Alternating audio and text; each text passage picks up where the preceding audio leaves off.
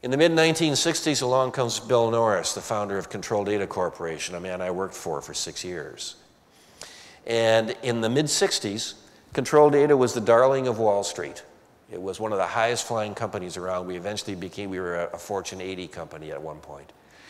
But in the mid-60s, our cities began to burn. And the race riots, the conflagrations were all around us.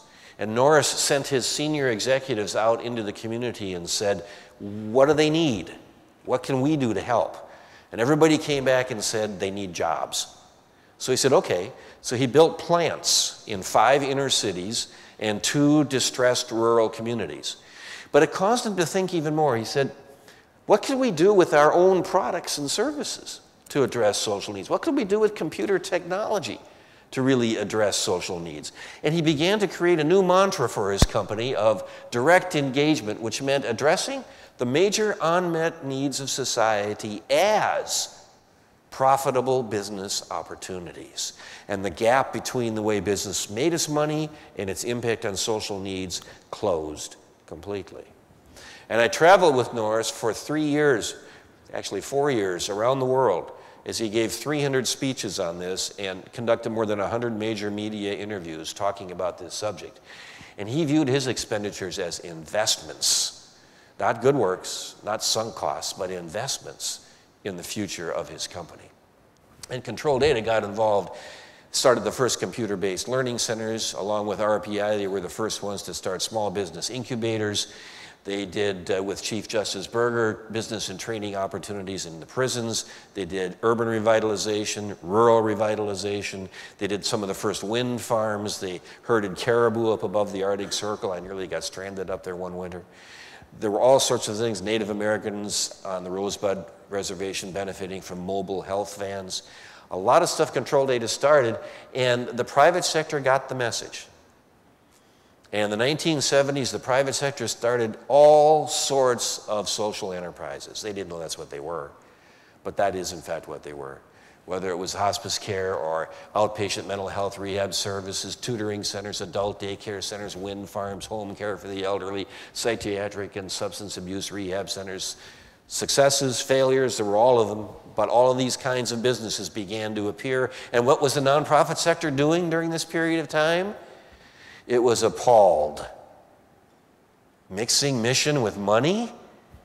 Almost no nonprofits participated as the private sector cherry-picked all the good business opportunities. Just a few examples, and I'm not going to go through them here because time limitations, but they'll be in the slide deck when you get them. A small company that takes women, single women mostly, with children living in cold water flats and trains them to become bank tellers at the Bank of Boston is the way it began. And they've grown into 4 other cities, $7 million in annual sales, with a very unique business model where they don't get paid until the individuals are successful as employees. Or Missouri Home Care, which started by one woman in the county, Rolla, in Rolla, Missouri, a town of 15,000 people, sent out a little survey asking elderly people what they needed to stay out of nursing homes. And they thought the answer was going to be health care, but it wasn't. It was, we need somebody to help drive the car and clean the kitchen and cook the meals and clean the house and all that. So she got a tiny $4,000 grant, and she started a nonprofit. It later became a for-profit because it was the only way they could expand. And they grew to the point where today they have 2,500 frail elderly people in 40 rural counties, and they've created second jobs for 600 farm spouses. So they've won in a number of different ways, and they've merged with 7 others in 7 other states to create a much larger company. Jim, who's no longer with us, Jim Boyle was a deputy school superintendent in Chicago. Lori Williams, his partner, was a teacher. Dropout rates, 53% in the Chicago school system in 1981. So Jim quit, and so did Lori, and they opened up an alternative school called Ombudsman, just one of them at the time. They put computers at every desk, which is unusual 30 years ago, and they insisted that anybody who was a potential dropout should be sent to them before the kid actually dropped out. And those are the only kids they took. 85% of them graduated. And they were required to demonstrate 90% mastery in every subject. And they did it. They did it. Now they got something like 60 different centers. They were profitable from year one, served over 100,000 people. They were acquired by ESA in 1999, which is an educational group serving autistic kids or those with severe behavioral or learning problems. And together, it's an $80 million company today.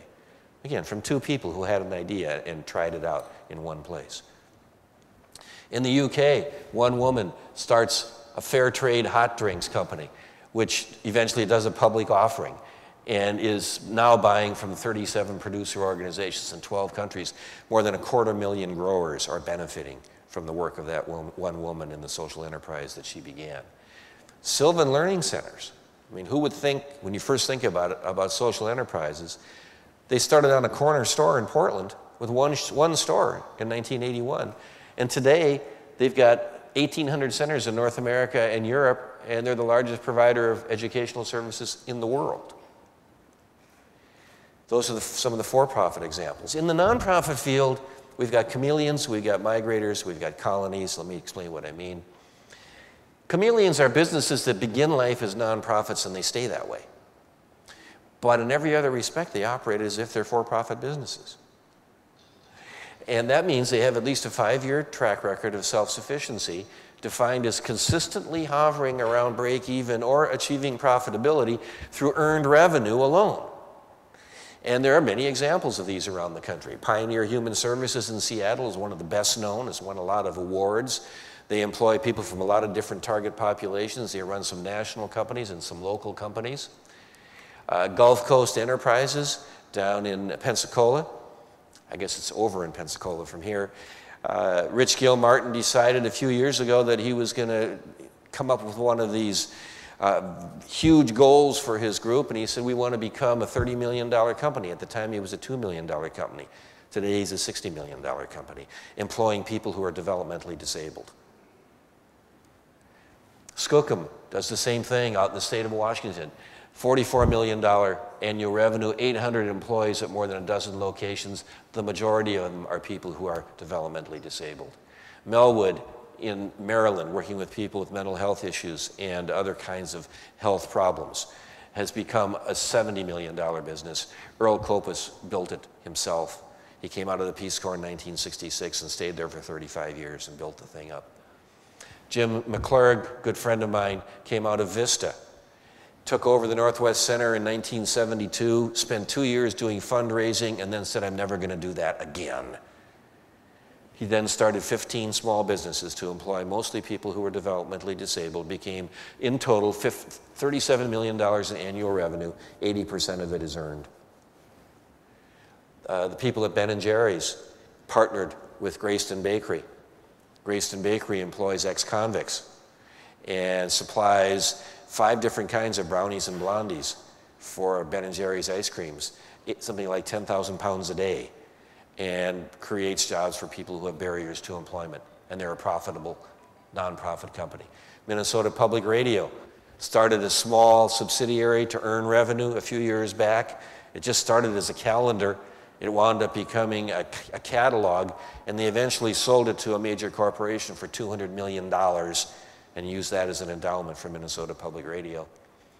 Oregon Shakespeare Festival, average nonprofit theater, 68% of its revenue is earned, mostly from tickets. Theirs is 94% because they've learned other ways to generate earned revenue. And then there's the next wave, the migrators, who have decided that this is where they want to go. And they've been using earned revenue as the engine for what they want to do for the last 5 years or more. And at least half of their operating budget is already covered by earned revenue. And then there are colonies. We don't know what else to call them, but they're nonprofits that actually have started a number of different businesses, like Delancey Street Foundation, for example. The collective revenue of all their small businesses may be much smaller than the whole organization, which may be a much larger nonprofit, but they've got a lot of little small businesses inside. Things like TROSA in North Carolina runs 8 different kinds of businesses and, again, focuses on ex-cons and ex-prostitutes and former drug addicts. Esperanza Unida, working with the Latino community in Milwaukee. That was their specific population group, which at one point in the 70s and 80s was fairly well-to-do and was supporting this organization as it helped immigrants. And then the recession hit, if you want to call it that, in the late 70s, and suddenly the people who used to be writing them checks were coming to them saying, we're losing our house, we're losing our car, can you help us? And that's when they began starting businesses, and they started more than a dozen different businesses that double as training centers and actual businesses to generate revenue to pay for the overhead. Housing Works, probably the leading AIDS organization in the country, and Charles King, who runs the organization, has been imprisoned about 40 times. He's changed himself to City Hall door and does all sorts of protest things. He's a lawyer and a minister. I mean, he's a multitasker of all sorts. And Housing Works provides jobs and housing and other kinds of services to thousands of people, because when he wanted to start the program in 1991, he went to every corporation in New York and said, I'd like you to hire people who are living with HIV and AIDS, and every one of them said, why should I do that? They're going to be dead in 6 months. So he decided he had to do it himself. So he did. An example for youth happens to be in Scotland, but Kibble Works has developed a whole series of businesses that employ young people and take them off the streets. Then there are the mixed revenue enterprises, those that are using earned revenue, but they're never going to get up to 50% or to the higher levels, but they're covering more of their budget than they used to through earned revenue. Places like Manchester Bidwell Corporation, Bill Strickland, maybe some of you know about Bill, he's become quite famous nationally for talking about this sort of thing. Or something closer to home, if you know about Homeboy Industries up in Los Angeles with Father Greg Boyle with the wonderful slogan, nothing stops a bullet like a job, as they take gang members out. One of their businesses is tattoo removal, because the gang members can't get jobs wearing the tattoos. So they get the tattoos off of them and they become more presentable, and they train them to present themselves and they can find jobs. So social enterprises that move beyond this mixed revenue stream all have a double bottom line. There are employee-focused businesses, or there are customer-focused businesses, or there's a combination of the two. So an employee-focused one, we call them affirmative businesses. The UK calls them social firms. They're created specifically to provide 4 things for people who are mentally, physically, economically, or educationally disadvantaged. Those 4 things are real jobs, not make-work jobs, permanent jobs, with competitive wages, and career tracks, and even ownership opportunities, even if you're a person who's developmentally disabled. There are many examples. I've already showed you about some of these. John Durand has written 3 textbooks about the subject, and about 2/3 to a half to 2/3 of the 3/4 even of social enterprises created by NGOs and nonprofits are of this type, because we're trying to find better lives for the people we serve, and often what they need is a job. And they're difficult to scale, because the only way to scale these kinds of businesses is to add more employees. So that's not appealing to the private sector so much, which wants to scale without having to increase expense. But it can be any kind of business, because the social mission is the creation of the job and the career for the individual who's disadvantaged.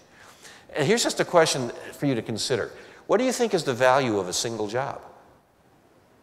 If you could take one person out of the healthcare system who's being supported by a number of subsidies and turn that person into a productive tax-paying citizen, how much do you think that would be worth to the American economy every year?